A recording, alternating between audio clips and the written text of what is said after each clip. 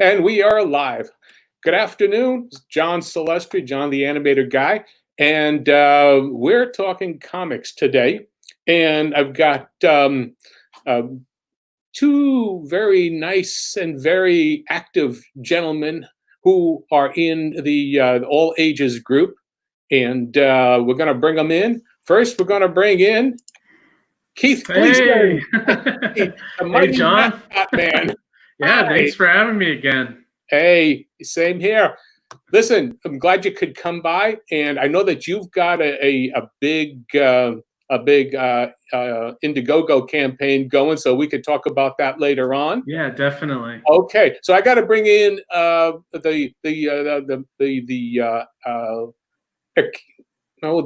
last repeat of the trio. I've got Rob. Is this thing on? No, just some sort of a wrestling match here. We've got.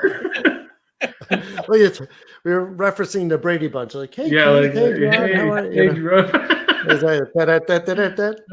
Anyway, yeah. Hey, thanks for having me on. This is great. This is much better format than my last live stream, which was just a complete disaster. But yes, I'm also, I don't have a swanky office like Keith does, so I'm sort of out in the open. So if you hear a dog, bark, that's one of my sons. But I'm just your son's dog. Your son barks. He barks. No, I'm hoping that my microphone will just sort of stave off my little dog. Yeah. Anyway, so here we are. Sorry, thanks for having me on. Hey, you're welcome. So we're now. If you saw the thumbnail that I did, it was kind of like grow or die. Now I know that's kind of very, I thought it was kind of a little over the top, but really, if this is the crux of it, if comic book creators, if comic books don't start growing young readership, it's going to die. There's just no way, because right now I think comic books are running on fumes. Maybe I'm wrong about that, but that's my observation. I've been in children's or animation for the last 45 years, since the mid 70s. So I can tell you what was there before, and then how the big bulk, how things just bulked up. Yeah. And now it seems like it's, most of comic book reader-ship is about in their 40s or 50s. Yeah, right? Yeah. I mean, it's like any other, we talk about this all the time with, like, I worked with Fangoria, and that was the one thing, like, the magazine audience. Well, their average reader was, on the older side, typically male. I mean, but there's a big female horror audience as well now. We were like, well, how are we going to, where's the continuity? Where is, how can this continue? Because what happens is, it's like classic radio. Your audience dies off. I mean, what are you going to do? So how do you usher in new people? So that was always in any industry. How do you cater to that younger audience? Because the good thing about the younger audience is it's not like they're going to stop making children. You know what I mean? So it's a good focus, and something I think is, to your point, grow or die. I think it's neglected for sure. Yeah. Except in the kids' graphic novel area with the library, which is another sort of discussion, I think. Yeah, it's all part of it, because I think the idea of the kids' graphic novels, it's a different feeling. It's a book, and it's not a collection of stories. It's not the same thing as though you're collecting several issues of a comic book series and disperse and collecting them and putting them out in one big thing. I don't know. Keith Gleason and his collection. So on and so forth. But there's something missing from the graphic novels, that they're kind of like, there's no. I don't know. It's more. It feels like it's more of an educational thing, you know. Yeah. And I mean, I was shocked to see when I was looking at Dogman and I was looking at Captain Underpants. Now Dave I Dave discovered Pilkey stuff. Captain Underpants. It was about what 12 years ago when Yeah. it came out. So I said that's great, but there's a school curriculum with it. That's right. Yeah, I mean, Yeah. It's very interesting how things sort of evolve. I mean, I had a kid. CYKO KO was a kid's graphic novel when it first came out, a coloring and activity book, which was nominated for a Ringo Award, which I was in the same category as Dave Pilkey's Dogman, which was like. So I'm sitting there, and Denny O'Neil, actually, who just passed. I mean, yes. Yeah. Rest in peace there. He gave the keynote address. So here I was in this room. I'm like, I don't know what I'm doing here, but this is cool. Mm-hmm. And so it opened my eyes to the kids' graphic novel. The way the perception is different, even though graphic novels originated from comics, the perception, and I know this from friends having kids and my own kids in the with the school library, because they're accepted by librarians, and because those librarians use it for funding. Yes. Right. This was just explained to me by John Celestri, who's a kids graphic novel expert on this stuff. And, they rely on it for their funding, and these books are checked out all the time. So the perception of like a first grader is, oh, what's that comic book? That's a short version of my graphic novel. Right. So it's sort of, even though it's come full circle, there's completely different perception of it. It seems like it's like it's a legitimacy thing too. Like with the graphic novels, is that like what your perception is, Rob? Like, yeah, absolutely. It used to be like, I'd say even going back before like the early 2000s and 90s. I remember saying, like, when they were embarrassed by comics, they would say graphic novel. Oh, absolutely. You know what I mean? Yeah. Well, so it's kind of feels like that a little bit, Yeah. Yeah. Well, Will Eisner was saying, when he did his contract with God and he sent it to his agent, and his agent said, "This is a comic book." Yeah. Right. I mean, it's like a pretentious flair to it. Yes, It's like it's a graphic novel. I can't be seen reading a comic book. Well, if you recall, I mean, late 90s, early 2000s, I mean, the graphic novel was, you didn't do comics, you did graphic novels, right? Because of the higher, and that was all pushed, I believe, because of the higher price point. You sell a graphic novel for $10, and if Diamond's taking 60%, you're making $4 off that comic. Printing wise is relative or comparative to printing a smaller book. So that was the way to go.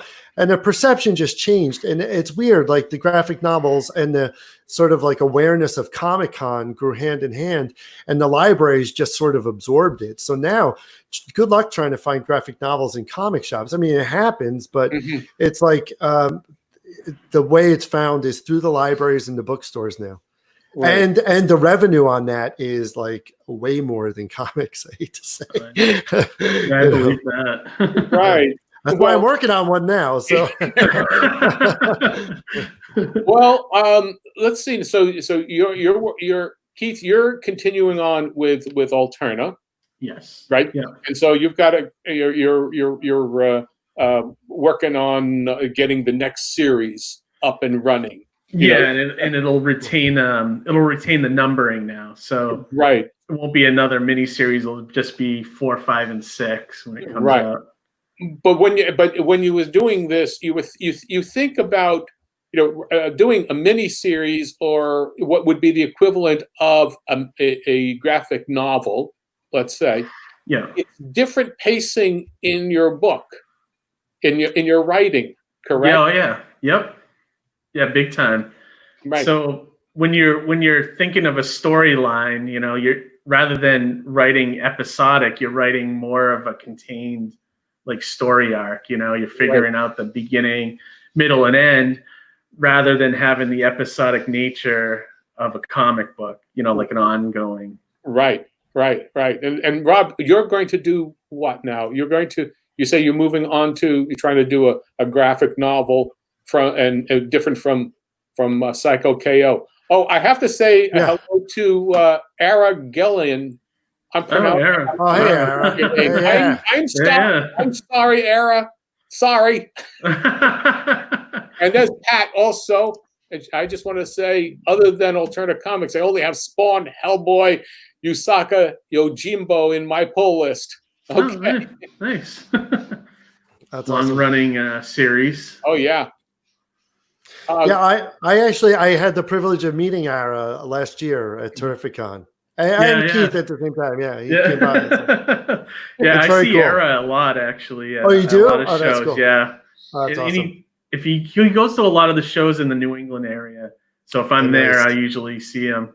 Okay. Yeah. And the New England area has a ton of shows. I've never seen an area have so many shows. I live in Pennsylvania, and they have a handful. And it's like some of them are hit or miss. Yeah, I mean, New England, it's like one in Connecticut, one in Maine.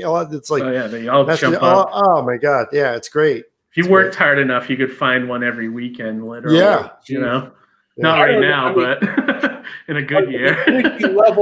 The energy level you need to have to do these. Very much. I'm kind of like I can't. I just can't. I can't do it. I went last year, or no, it was a year prior. I did a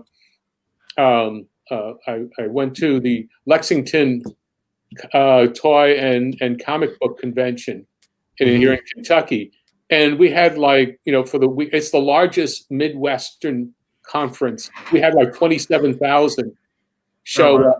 Wow!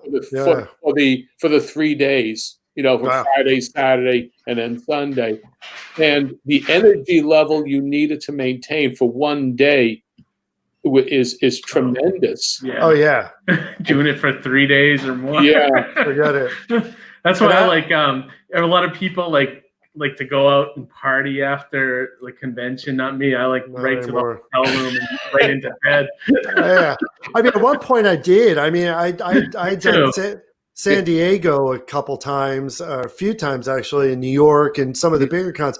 And then I'd be raring to go. And nowadays I'm just you're dehydrated, it's like talking all day, your voice is shot, Yeah, exactly. Yeah. It's easier when you don't have a lot of action, but these past shows I've had I've been lucky enough to have people coming by, so right. I'm at the end of the day, I'm I can't do it anymore. Yeah. Well, okay. So besides conventions, all right. Now here's the thing: is how do you reach new readers? That's it. You've got to do with content, but also, where is the exposure? Mm-hmm. That's a thing that we have to think about, and that's part of the conversation I like to have. Yeah. And I'm feeling that for indies, and we're talking about us here, whether you do a crowdfunding or you have someone like Alterna, you still have to get, and I'm talking about young people. I'm going back to the ages where I started reading comics. Okay, my first comic book I got in my hand when I was about 4 or 5 years old. Wow. Yeah. So, but it was a time when my family had the only TV set in the neighborhood. We're talking about, I'm from 1949. That's when I was born. So in 1940, I mean, I saw the premiere of the Mickey Mouse Club. And yeah, right. I'm a member, by the way. I still have my card. Yeah, it's true. Well, the thing about it is that you'd go by and you could go to the candy store and you could see the comic book. That's and right. Your parents were picking up a newspaper, or my dad was picking up cigarettes or what have you. And then I look at it and say, "What's that?"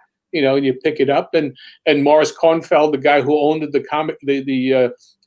candy store, says, "This is not a library."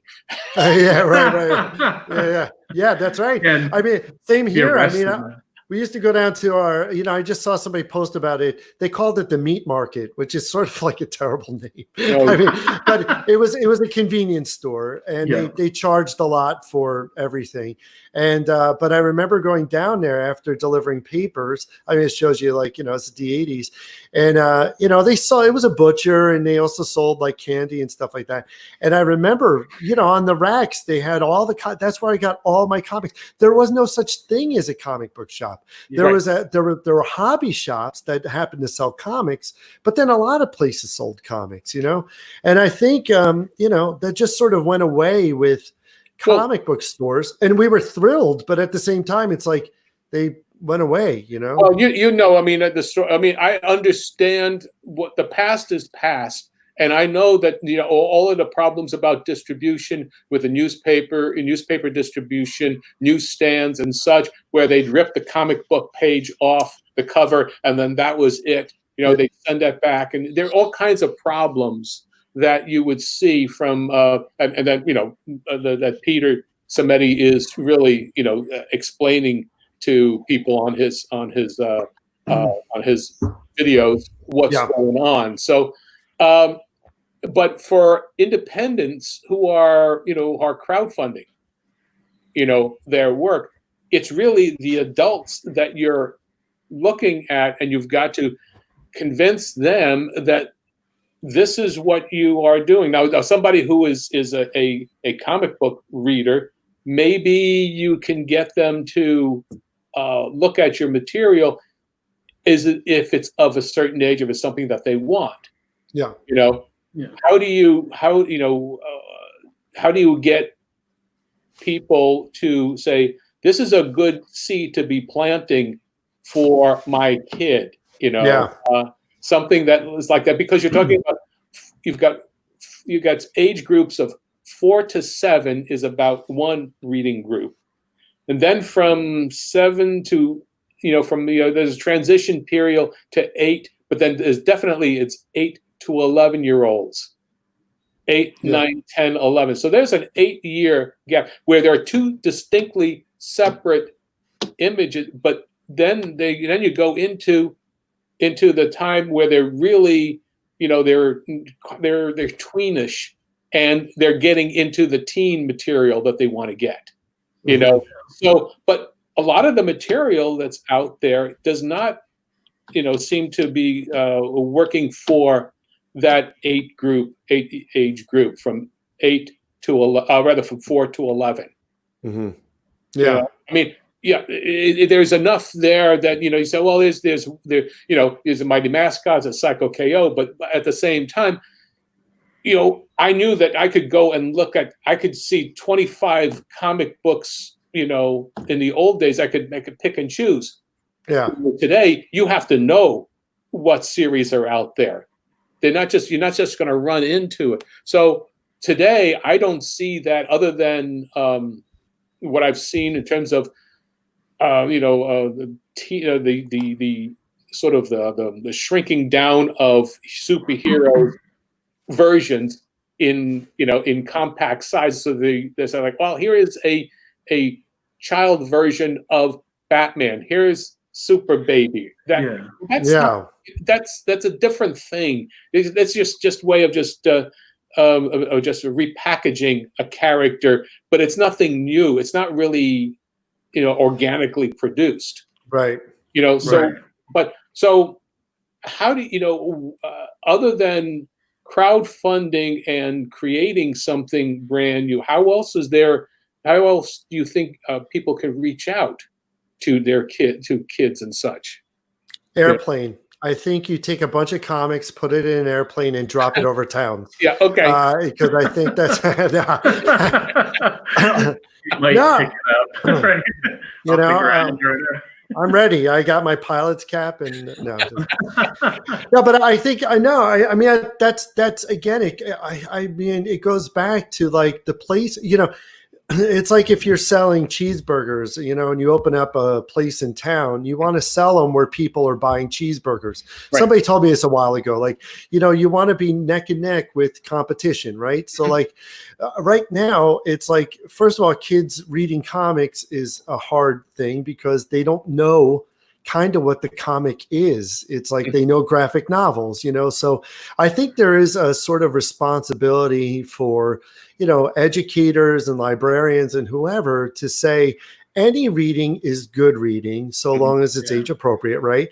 And it doesn't have to be a graphic novel. It could be a comic, you know, which is the abbreviated. I mean, if we're calling it what it is, it's a mini graphic novel, right? Yeah. We have to stop calling them sort of comics and call them something else, because we need to be where they are, right? We need to be where they are, right? Yeah. Well, they'll talk about it that, okay, graphic novel, graphic short story. Right. Absolutely. That's basically what it is. I mean, and here comes the capper. People, creators have got to be able to create short stories, which is extremely difficult to do. Yeah. Well, like Keith's point, though, there is episodic. You know, if you think, you know, just in that self-contained one issue, it's kind of easy to do. And for me, that short form is it's easy, you know, because that's how I think, that's how I write. I mean, I start, you know, I'm an animator, I'm an animation producer also, and so like for me, I always explored the short form because part of my experience is having mobile content where, you know, you can't have something go above a minute and a half. So writing that short form is kind of natural to me. So I don't see a problem with that. But I can understand where these longer storylines that somebody has, it's difficult to break up, to your point. You know? Right. And I think, like what Rob was saying earlier too, it's like superheroes are more popular than anything right now. And it's like, you can't, and the comic industry is like dying, you know? So it's like, where's that disconnect? You know, like, I think it's because you can't find the stuff anywhere, you know? It's like, it should be in other places besides comic book stores. I think that's part of the problem. Like Rob was saying about the cheeseburger thing. That definitely, I think, is a huge thing. Because like kids would remember when you were in supermarket and there was always the Archies right at the checkout. I mean, kids always were for that stuff, you know? Right. But the moment educators recognize the comic book as being equivalent to the graphic novel is when you will notice a change, I think. Because that you want to be where the kids are. And they are in school and they're at the library and they're taking, and that's true. They're not consuming this stuff on digital. They're actually checking out books and reading them, which is great. Yeah. Right. Well, that is great. I mean, to me, what was attractive to me, I mean, my first experience in a library, and again, this goes back to when I was like 7 years old, because you know, the school would take us, our local school, PS 163. I took us to the, you know, as a class thing. They went to the library, and it was like the 7th grade. I mean, no, I was 7 years old at the 2nd grade, and I got my first library card that way. So you came in, and they said, okay, here's the children's section. You know, go and pick out a book. And I gravitated to this really cool author called Dr. Seuss. Early stuff, and why I enjoyed it was very cartoony. Yeah, I never grabbed, and even to this day, I don't like the pretty picture books. That's just not where I am. Yeah, I mean, I'm with you there. You know, and Keith, I mean, I don't know what your experience were, but I'm pretty similar to that. But I think it's imagery is what attracts the kids. Okay. Yeah, I agree with that. Yeah, definitely. You know, sure. And then also the kids have to see themselves in the comic in some way or another. And I think that's the biggest thing that people, you know, writers today, comic book creators today, whether they be mainstream or indie, they don't understand what it's like to be 6, 7, 8, 9, 10 years old. They don't remember because they're thinking, okay, well, we can tone it down and we can do this and that. But you know what? When you are grappling with the world and it's for your first time, you want to see something that helps you make sense of your world and how you're going to survive it. And, and that was the biggest thing, that people say, well, what kind of characters would you like? Well, back in the old days, I mean, once again, I'm almost old enough to have seen Captain Marvel, the original Captain Marvel, on the theater, on the bookstand newsstands. But but if you look at the thing about Captain Marvel, he had the ability. It was a young kid. Originally, he was 12 years old, and then it was 14. He had the magic word to turn into an all-powerful character, and that was the thing that made it extremely popular. So much so that it was the best-selling comic book, beating Superman. Yeah. I would say it, but I'm afraid to turn into something else. That's I would say that word. Great horny toast. Yeah. Yeah, I agree. I think kids like that stuff. They identify with like teen characters, and I think, look at Spider-Man. I mean, that's yes,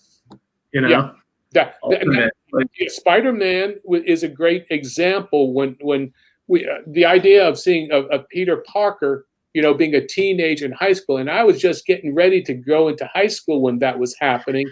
So, Peter Parker is maybe he's really about 16 years old at the time, 16, 17. Getting bullied. So like, what do I do? So there was a relatability to that. Yeah, definitely. Mm-hmm. Definitely. I mean, that is true. I mean, if you look at, like a lot of, if you look at a lot of the kids, I'm going to go back to the graphic novels. I'm just saying, because that's the only thing now that I find is sort of like hyper focused on kids. I mean, there are comics out there that are kids comics, but to your point, John, it's like they're derivative works of like other properties or whatever.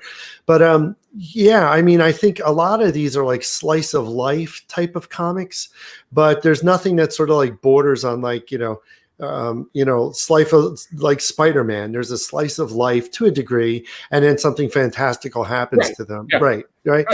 But I do think that I think the main thing is not, and this is something like if you look at like Shel Silverstein, for instance, mm-hmm. right?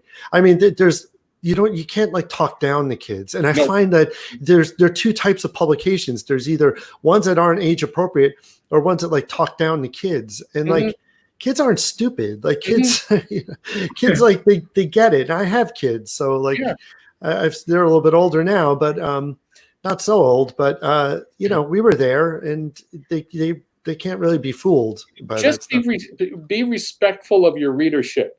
Right. Who are you going for? You're not talking down. You got to understand, and that's why so little of it is being written. Yeah. I think an example of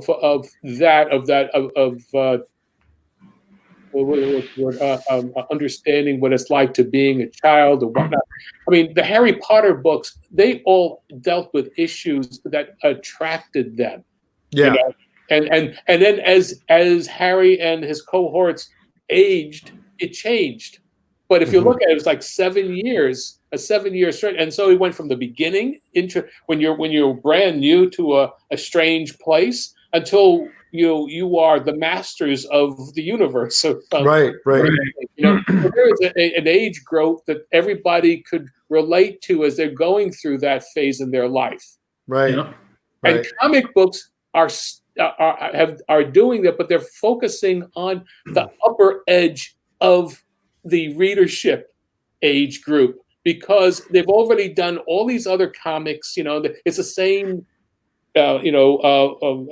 fandom that is still buying the same, the books, the Batmans, the X-Men, the whatnot. They're all growing up, so you got to keep on going that, because you're not bringing in new people. You're not, you're just not doing it. So there should be, different series for different ages. Mm-hmm. but they're not doing it. Right.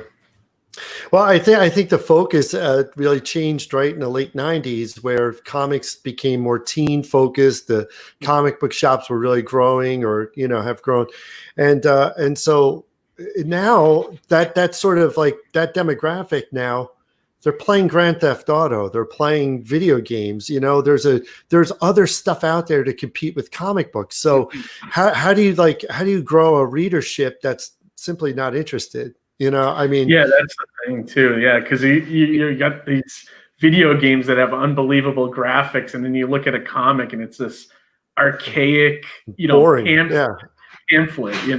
Like, oh God, I got to read something. So it's breaking that down a little bit too. Well, I was going to say, I think that, I think you have to start really early, which is in the 4 to 7-year-old age group, and you've got to talk to them where they are at that age group, and not just talk down to them and say, here's a lesson.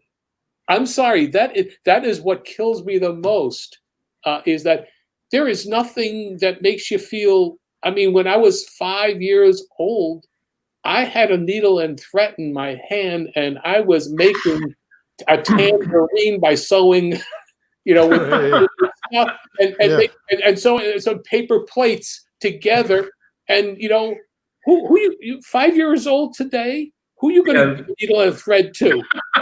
Yeah, you're lucky they can turn on the washing machine or something. The thing is that the expectation of everything is so precisely like, kids are not allowed to eat dirt.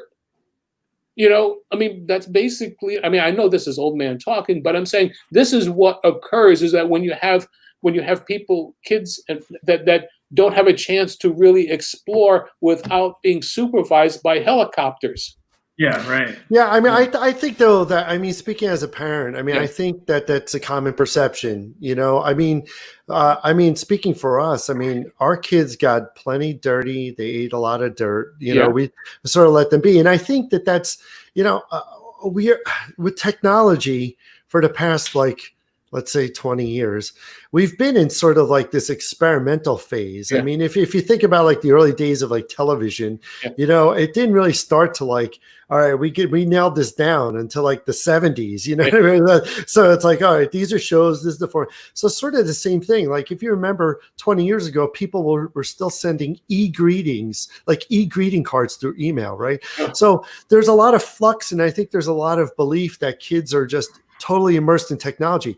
But an interesting point, I was talking with somebody at Terrificon, Harold Buckles, and he said, all things being equal, our kids are growing up with digital and print at the same time, and they have that choice. Right. And I find my kids being very equitable in those choices. Oh, I'm going to do this digital, but they still pick up a book. Oh, I want to do this, but they still go out and ride their bikes with their friends. And believe me, make no mistake, they're up gaming, they're up late and whatever, but they sort of have it figured out, where we have these perceptions of, oh, they're not going to read comics and da-da-da. I think that there's hope, but I do think it needs to be regrown. I think new seeds need to be planted for sure. And that is the whole focus of this conversation, is that we have so many different tools, there are so many options, but the idea of that the people who are creating the content don't understand that. That's part of it. And then that comment you just put up, I think there's a lot of truth there too. Yeah, let's read that. I see that. He's from Portugal, I believe. Oh, okay. Yeah. I see that at conventions a lot too. Their kids would probably like them too, no matter what. Yeah. Right. I see that at conventions all the time, of parents coming up looking for books that are appropriate for their kids. And then other parents could just care less about what you have at your table. So that's definitely part of it too. Well, I think what I see is the idea of crowdfunding in a way as creators to create material that is a certain threshold and this is, for example, for myself, I know, Keith, you're creating the Mighty Mascots that way, funding it to get the next series up and running. And Rob, you're also, are you going to do the same thing, or are you creating something else?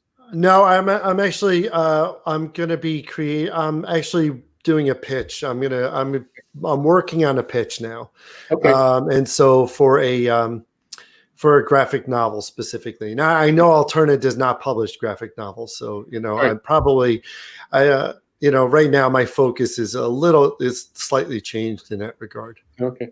Well, I'm going to be my thing is I did a crowdfunding introducing myself to the comic book industry with my rough sketch portfolio. So this next one that I'll probably start in August sometime, towards the end of August, is for John the Animator Comics, where I'll have a series there are 2 series, the Snuffy and Zoe series. Mm-hmm. And then the Nicky Nardson Mega Moose series. So nice. Definitely between the 4 to 7-year-olds, and then from the 8 to 11-year-olds. That's smart. So there'll be two separate things, and they will be self-contained 24, 32-page stories. Oh, cool. How many stories would there be? Is that dependent on the crowdfunding? Is that, or are they? Oh, well, right now I have completed 2 issues of Snuffy and Zoe. So it's a 22-page book and a 32-page book, and a coloring and an illustration book that would go separate. So there are 3 of them, 3 books in that, and then there's the Nicky Nardson Mega Moose series, and that's there are 28 pages of story, a 12-pager and a 16-pager, nice. together. And then they'll be to accompany that will be a sort of an ash can issue, which would show all my thumbnails and rough pages as before they go into cleanup and color. So they'll have 2 books. There'll be 5 books altogether, and I'm finishing up the 16-pager, and then I just have to do the coloring book, just pulling stuff from that I already have. Nice. With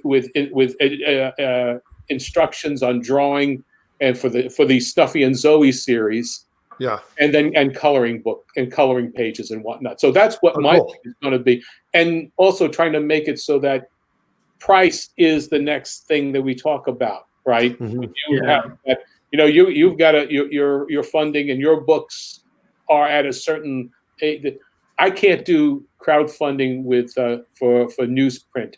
I just can't do 2,500 copies. Yeah, right. So I'm just going to do, and this is what I'm saying, that other indies might think this.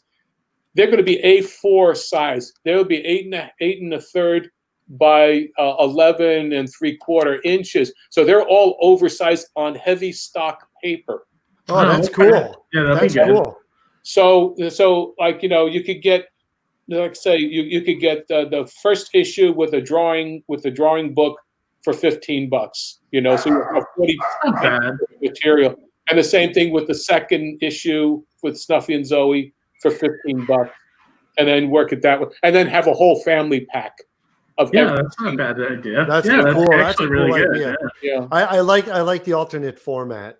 That's very cool. I also like that you talk like an animator, because you say like, I'm going to do the cleanup and color.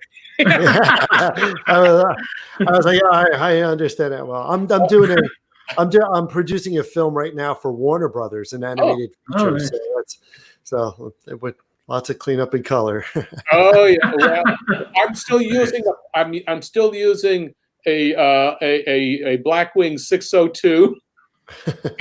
on animation paper, nice. Do all my stuff and into and doing it that way.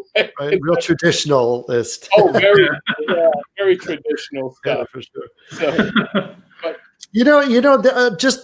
Going back to, just one thought I had was, if you looked at just going back in time, I know people probably get sick of like, remember when, but Yeah, right.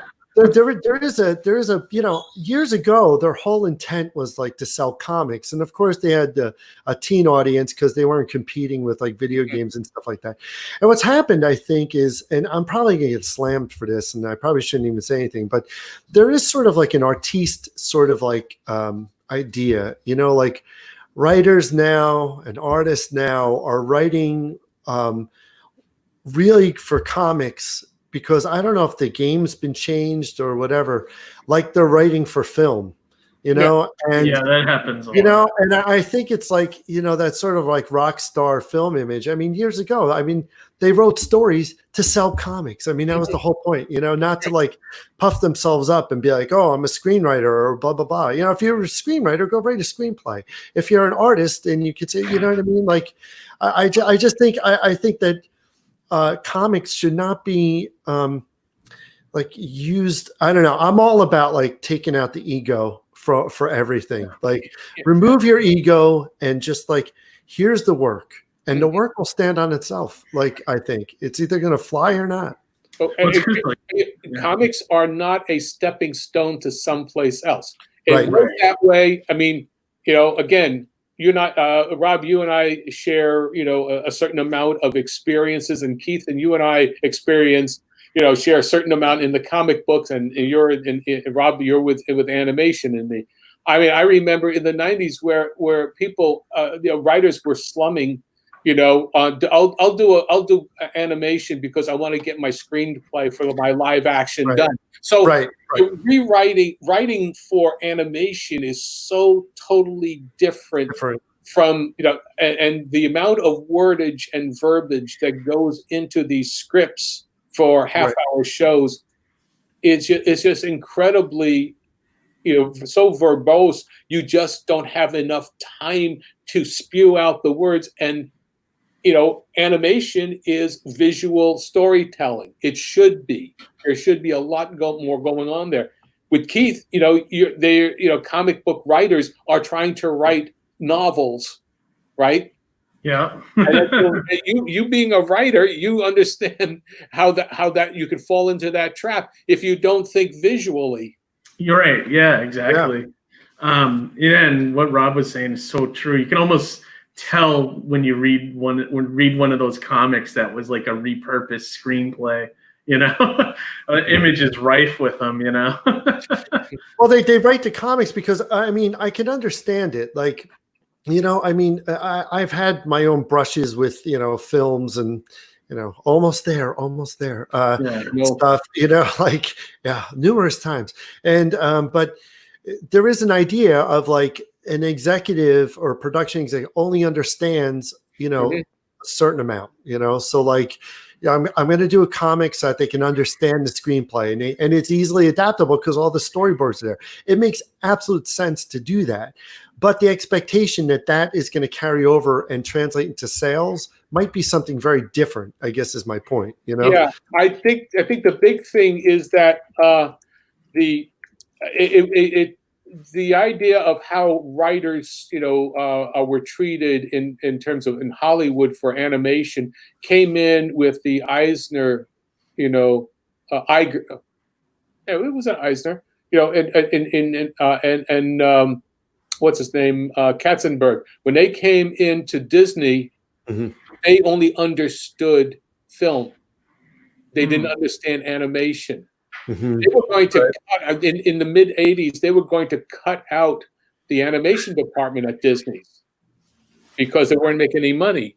So, they decided, well, okay, let's give it a shot. And it was Roy Disney who really, to get it, to get it back, keep it going, because he was on the board. So what they did was, okay, let's do this one more time. And Katzenberg, when they were doing takes on animation, it was the Great Mouse Detective that they were doing, and he was saying, "Okay, well, I don't think this shot works." He said, "Okay, do we have another shot for this?" he said, no, that's the shot. When you do animation, you're storyboarding it. Yeah, right. That is You the understand shot. that you didn't see shots from 3 different angles to get a different thing. That is the mindset, and it still is that way. Yeah. Yeah. Right? Yeah. I mean, that's why you make the animatic, and you keep doing the animatic over and over. You can't do it 55 different ways. Right. You There's have one to way. have a clear vision, and that is the thing about comic book work and animation, is that unless you have done it yourself, you have no. This is me saying, you have no right and to be able to do it. I mean, unless you know how to pick up a pencil and explain exactly what you want to see, then put somebody in charge. Alfred Hitchcock was an artist. He storyboarded everything. Federico Fellini was an artist, a cartoonist. He knew how to put his stuff together.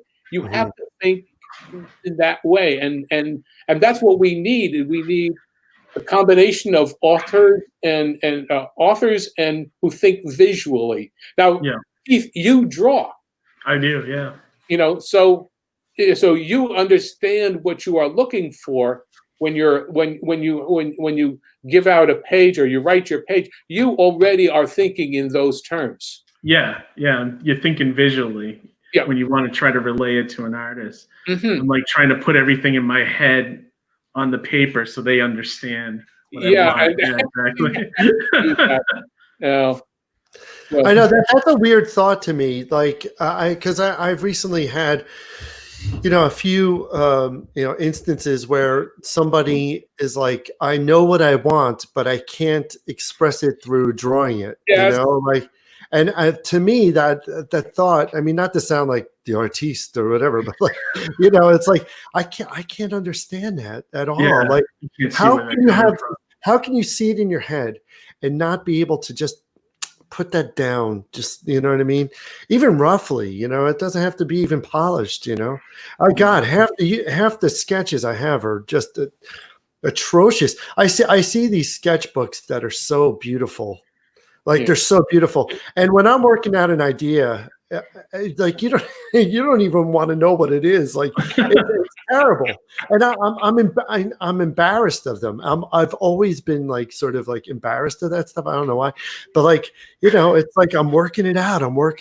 Yeah. And that's what it is. The cartoon. I mean, you're working out your thoughts. Yeah. That's what it is. You're not doing, we're not creating sketchbooks to be sold. You're supposed to be playing. You're supposed to be saying, well, this here is so-and-so. What about if I do this? Or why did it do that? So on and so forth. But you still have to be able, even if you are looking at and saying, okay, how do I figure this out? Your thoughts, you're searching, you're asking questions. Yeah. Even if it's just mindlessly doodling, you're doing something for your hand. Yeah. You're doing swirls, you're doing shapes, you're doing something that allows you're giving yourself hand control. You're tuning loosening up. Yeah, exactly. That's the thing. They're a total mess, right? So I mean, as Stephen King, I made a commitment this year to read more, because my wife and my son are big readers, both my sons, and so I was like, oh yeah, so I read the first Stephen King's On Writing, and he made a mention about something that really stuck with me is your first draft or whatever it is that you're first writing, you write with the door closed. Like it's totally for you. It's like no one else should see this, and so that's how I was like, oh, okay, well that makes sense to me, Yeah. So that's why all my I have like tons of sketch pads that just have just garbage in them. There's nothing, it's just garbage. Yeah, but you never know. Just hold on to them. I do. In the future, believe me, I held on to my Boba Fett rough sketches from 1978 until now, and now, maybe. Yeah. Right, exactly. Yeah, I know. You never know. You never know. It's like working on the house. You know, you remove a screw from something that you're going to like change. I hold on to everything because you never know when you're going to need it again. You know? It works. It works. It's true. Well, let's see now. Well, we're getting into like the into 40 minutes of this. Is there any thoughts about specific things that you would like to, well, going forward, how are you going to reach out to new readers if you've got that thought process, worked out? I mean, I know, Rob, you say that you're doing some other project, but at the same time, you still have CYKO KO, which is there. Even though you don't do anything new with them, Yeah. You would still be being able to repackage it or somehow get it out there, right? Yeah, I mean, there's sort of like there's a unique thing that has happened with this. I mean, I didn't initially start writing for kids until I realized like, oh, it wasn't on purpose. I just sort of developed CYKO KO. It became what it became. Oh, and it just happened to be great for kids and adults. But what I find happening is, and this was in the comments before, that parents will be looking for a comic that's safe for their kids. And then the kids read it and the parents read it and they're like, oh, there's a nostalgic aspect to this that I enjoy. And the kids like it because it's brand new. You know what I mean? So, and it's fun and it's safe and da-da-da. So how do you reach that audience? I mean, that's how we've been able to reach that audience, is just naturally through the parents.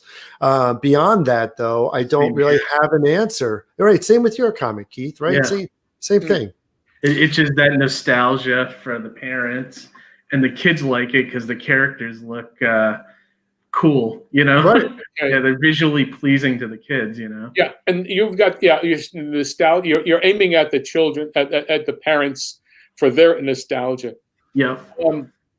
And they have fun now. I find with my book, they have a lot of fun trying to figure out who inspires which character, and like which serial it goes to and things like that. Right, yeah. I mean, and that's the thing about about your comic. And is that it's fun. I mean, that's what parents see, and they just want to know it's safe and fun. But I mean, aside from like that avenue of like the parents buy it and give it to the kids, which a friend of mine, he had I gave him some CYKO KO, and he gave it to his daughter, and his daughter brought it to school, and everybody was involved. They all liked it. I mean, I don't know of another avenue of distribution. Aside from the library, I mean, from where they are, where are these kids? They're not on Facebook. They're not on Instagram. They're too young for social media, right? So how else are you going to reach them? You rely kind of on the parents, but that's usually my goal. Is like, I try to do like I do a lot of conventions, but I do try to do conventions that are smaller, like library shows are huge for me. One-day library shows, and then also up here, like Rob was saying earlier, there's like a convention, a stone throw away every weekend. But there's a couple that are focused that are just on kids. Like we have one up here that's twice a year, like called Kids Comic Con. Kids Con, yeah. With, and I try to Emily, make sure I'm at those type of shows, so you catch those parents that are looking. You find those parents that are looking for books for their kids, versus these big shows like Terrificon where it's like 50-50. Some are there for celebrities and that's it, and other ones are actually looking for comics, But I find those smaller shows are your sweet spot, Well, I know that for as an alternative, not alternative, but to add to that, reaching out, crowdfunding through Kickstarter and Indiegogo for me is the only way that I'm going to be able to reach out to people who are looking for comics. Yeah. Now, if I can do this, in a good enough way or a smart enough way, an attractive enough way, then with my with being able to say this is for this group, this is for that group, and then making it. It's a little expensive for comic books, but it's different enough that with the sizing and the paper and the uniqueness of it. Yeah. Then they say, okay, this is acceptable because they're not going to go and get it anyplace else. Mm-hmm. Yeah. Now my goal is to plant seeds, which means that if they read my comic book, maybe they'll go and read somebody else's comic book. Yeah.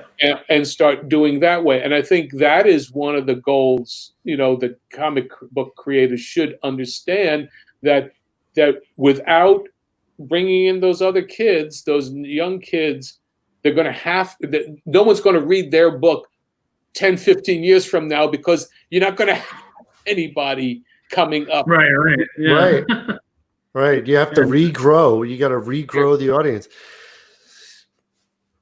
Yep. Yeah, it's just how to do that, Yeah. And it's like, I'm hoping, like, you see small things like there's that small company that just started, putting new comics in Walmart, so it's like you see little things like that might, help start changing things a little bit. You have to be where the kids are, and they're not online. They're not in the comic book shops. Where are they?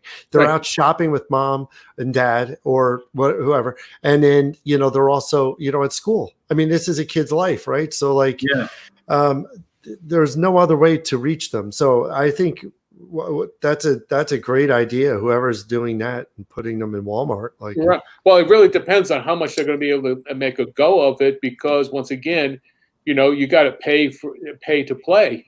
Yeah. Right. And that's expensive. A lot of expensive money, costs and such. But I don't know. Well, let's stop it here and see if maybe in a few months we'll be able to see other things happening. We can get back together and talk about any successes or whatnot, and maybe there'll be something else that'll be thrown into the mix. Yeah, the sure. other interesting thing is what the comic industry is going to look like at the other end of COVID-19. That's a huge thing too. Yeah, decimating everything right now.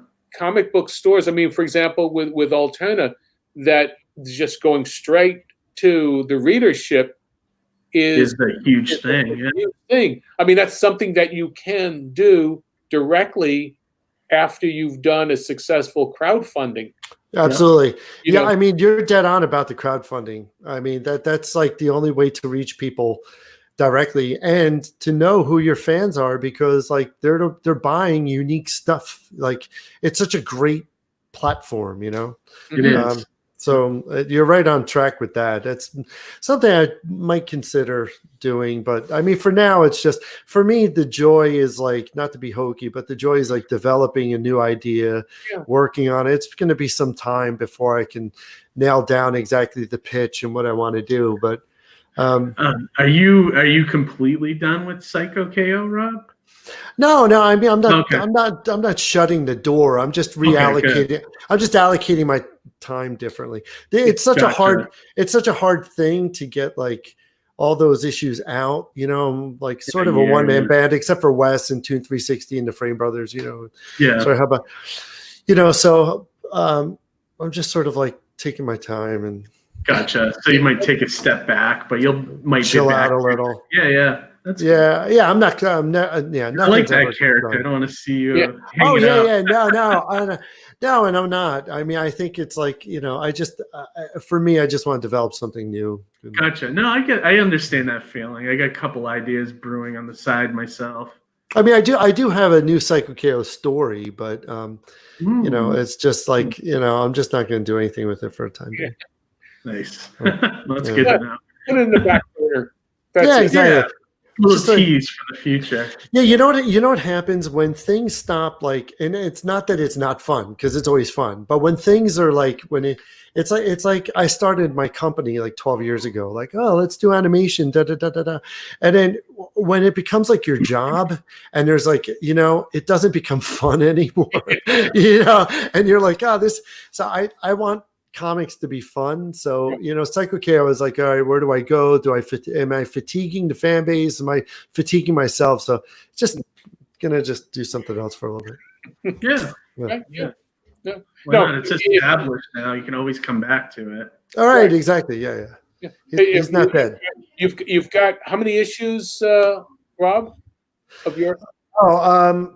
Well, so yeah, I mean, before Alterna, there was a whole life on Webtoon, which was like the animated comic, and that was like, I did like 26 chapters there.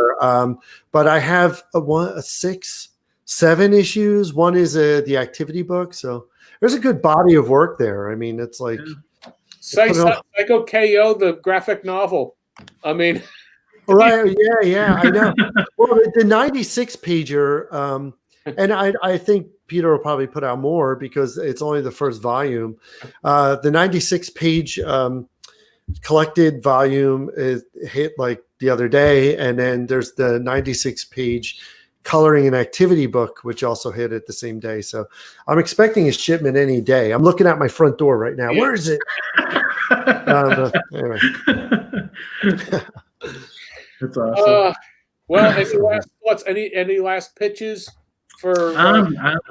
I'll say I got my Indiegogo going right now. So if anybody wants to help support me, I did last night anonymously. Oh, thanks, Rob. I appreciate that. I'm always go ahead. Anonymous. I'm the anonymous contributor. Anonymous. Yeah.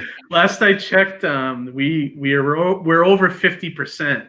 Nice. 3 days in, so great. And you've only been like a couple of days, right? Yeah. So hopefully, I'm going to be doing a few more YouTube shows next week, and hopefully we'll hit soon. Just so I can finally relax.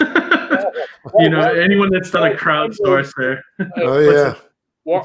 Warzard, the board Time Lord, said I backed Mighty Mascots. So there you go. Oh, did he really? Oh, thank you. Oh yeah, Thanks, just saw Warzard. Appreciate that. So yeah, I know. I was like, I didn't pick a perk though, because I was you like, didn't? No. I just like gave, I just contributed because I don't know. I'm always funny about that. So anyway. Well, thanks, Rob. I appreciate that. Yeah. No. Anyway. Yeah. So yeah, good luck with it. It looks great. Man. I mean, it looks really great. I'll share it today. I've been off social media. I've been off Twitter. I've been off Facebook for a little bit. So I just can't take it anymore. It's too much. I know. Well, and you've got nothing. You've just holding on to stuff here in your. You've got a cassoulet going back there in the back burner. Cassoulet. You're just cooking back there. What? Say again. I'm sorry. You don't have anything at present time, but you've got something in the back burner. Oh yeah, for sure. Yeah. I don't have anything. Yeah, except I mean, if people want to buy the 96 page. Actually, you got the 2 releases. Yeah, I got the 2 releases that just came out, so they should go to alternaaccess.com and buy them up. Buy them all. You know, and the big thing there is that my kids actually will get to eat if they buy them. So. Yeah. This week it'll be great. Oh yeah, well that's good. That's great. Listen, Keith, Rob, I'm really glad to be able to have you guys here. And Rob, it's great talking to you for the first you too. time. Yeah, it was just fun. You're back. So this is wonderful, and I'm glad for people who showed up and have saw the live stream, and hopefully we'll be watching it the recorded version. And so hopefully I have somebody around next week. So okay. Yeah, thanks so much for having me on. It's awesome. Yeah, it's great to see you guys. Yeah. Thank you too, Rob. All right, bye guys. Okay. All right. See ya. Good evening.